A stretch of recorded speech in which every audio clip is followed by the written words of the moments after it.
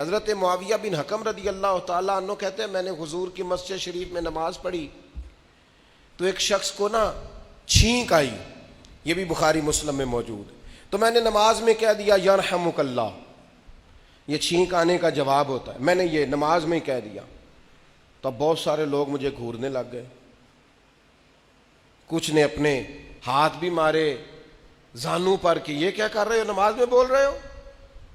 فرماتے ہیں نماز مکمل ہوئی اور یہ لفظ ہیں حضرت معاویہ بن حکم رضی اللہ تعالیٰ عنہ کے، فرمانے لگے قسم اللہ کی میں نے حضور سے بہتر سمجھانے والا نہ پہلے کبھی دیکھا ہے نہ بعد میں کبھی دیکھا۔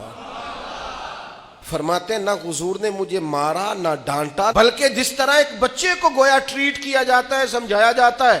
حضور فرمانے لگے اللہ کے بندے نماز میں کوئی اور بات نہیں کرنی چاہیے، صرف اللہ کی تسبیح پڑھنی چاہیے، اس کے اسماء کا ذکر کرنا چاہیے یا قرآن پاک پڑھنا چاہیے، نماز میں کوئی اور کلام کرنے کی اجازت نہیں ہے۔ ہمارے ہاں لوگ دینی مسئلہ سمجھاتے ہیں تو اتنا ان کے مزاج میں تلخی ہوتی ہے بعض اوقات، اللہ ماشاءاللہ کچھ لوگوں کی طبیعت اتنی کرخت ہوتی ہے، بچہ نماز پڑھ رہا ہے اور حاجی صاحب اس کے ساتھ کھڑے نماز پڑھ رہے ہیں لیکن وہ اس کو کھڑا کر رہے ہیں تو یوں کندھے سے ہلا کے تینوں آج تک نہیں پتا نماز ہے کہ یہ آپ دین سکھا رہے ہیں، یہ اخلاقی رویہ دین سکھانے کا، یہ لب و لہجہ دین سکھانے کا،